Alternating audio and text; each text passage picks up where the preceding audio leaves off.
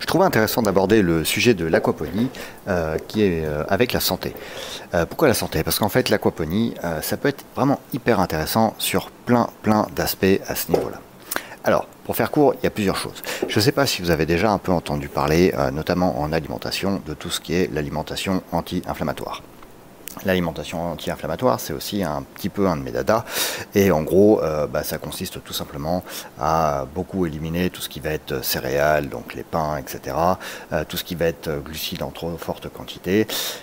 Et c'est vrai que là-dessus, l'aquaponie peut être hyper bénéfique. Pourquoi? Tout simplement parce que c'est des choses qu'on ne produit quasiment pas en aquaponie. On ne fait pas de céréales, on ne fait pas de blé, on ne fait pas de, je sais pas, même des pommes de terre, des choses comme ça qui sont assez riches en glucides. Et par contre, on va produire à la fois des végétaux verts et de la protéine. Et la protéine peut être d'une assez bonne qualité et donc assez anti-inflammatoire. C'est pareil, si on part sur la partie viande par exemple, donc ici le poisson, on va avoir différentes choses. Par exemple, c'est vrai que le tilapia est considéré souvent d'ailleurs un peu à tort, je vais vous expliquer pourquoi aussi, comme relativement inflammatoire avec beaucoup d'oméga 6. J'avais déjà fait une vidéo là-dessus. En gros, ce qui se passe, c'est que comme c'est un poisson qui est produit en énorme quantité dans le monde, c'est un peu comme le poulet, il est produit dans des mauvaises conditions.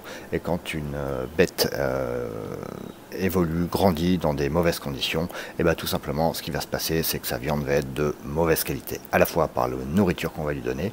Si vous leur donnez par exemple énormément de maïs, le maïs c'est blindé d'oméga 6, c'est très inflammatoire. Donc votre poulet, ici votre poisson, ça va dépendre de la nourriture que vous donnez, va avoir ces mauvais oméga qui sont en trop grande quantité avec des ratios trop importants et seront inflammatoires. Et quand vous allez manger cette chair, vous allez reproduire ça.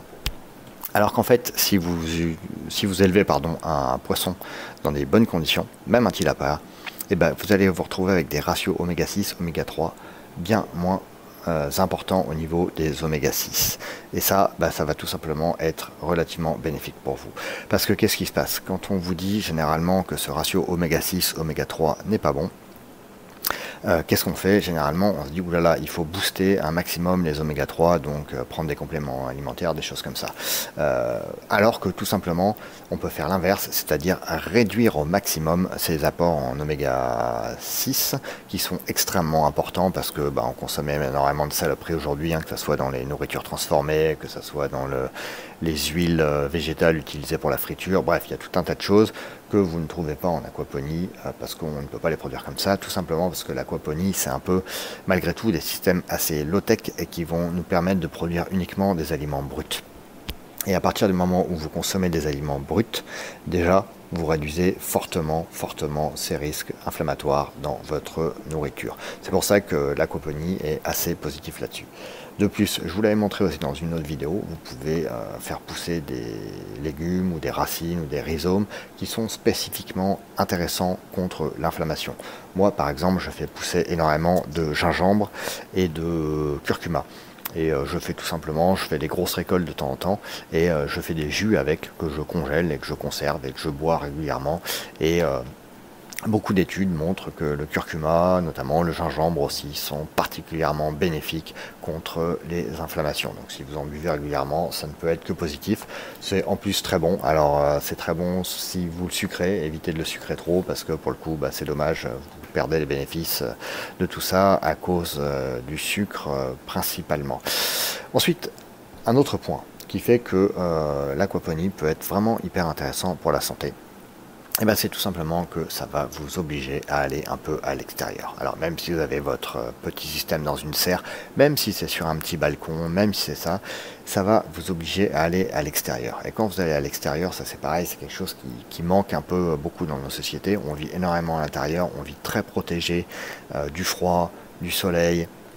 Le matin, généralement, on se lève, on va directement dans une voiture, dans une bouche de métro, pour aller au travail, dans un bureau fermé, etc. Et moi, l'aquaponie, tout simplement, le matin, je suis obligé de me lever, d'aller dehors, de vérifier que les poissons vont bien, de vérifier qu'il n'y a pas de fuite, pas de panne, même si ça me prend 5 minutes. Et ça va m'obliger à aller m'exposer à l'extérieur, à la lumière du jour, au soleil.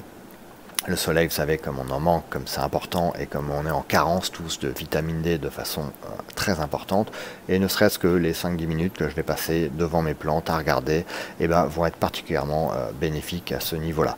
Ça va même vous exposer au chaud, au froid, et ça c'est la même chose. On a pris la mauvaise habitude de toujours être dans des moyennes régulées qui sont une température idéale tiède parce qu'on met le chauffage au bureau ou la clim au bureau et chez soi pour avoir vraiment pas de choc thermique. Alors qu'en effet, initialement, on a coévolué avec un environnement plutôt hostile pendant des millions d'années, et on est fait pour avoir ces chocs, et on sait aujourd'hui que c'est bénéfique. Donc je ne vais pas rentrer dans les détails, il y a tout plein d'études et tout plein de gens qui parlent de ça beaucoup mieux que moi. Mais voilà, moi ça me permet d'aller en extérieur, de me confronter un peu aux éléments, même si c'est rapidement, que 2 fois par jour, et ben c'est déjà bénéfique, et c'est quelque chose que j'aurais plus de mal à mettre dans ma routine si je devais le faire juste pour sortir et rien faire de spécial. Ça oblige un peu, et en vérité ça n'oblige même pas, je le fais parce que j'aime ça, parce que j'ai envie d'aller les voir.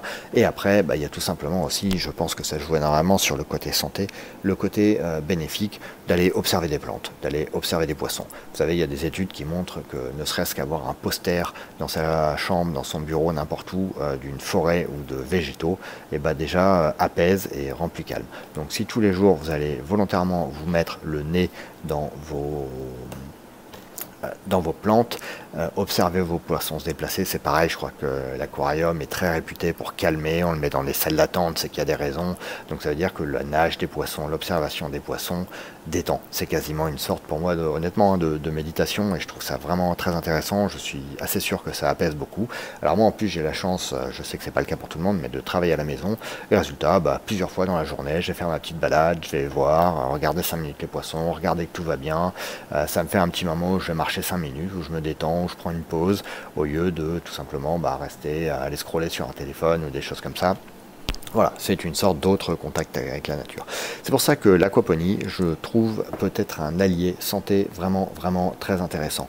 Et vous savez, il y a une théorie qui dit que déjà, par exemple, pour la nourriture, on dit le simple fait de préparer sa nourriture va faire que vous allez mieux l'apprécier et qu'elle va être de meilleure qualité, même si, même si c'est pas forcément du bio, des aliments de grande qualité, ça va préparer votre corps, ça va préparer votre esprit à la manger, et ça va être plus bénéfique, vous aurez une meilleure digestion, etc.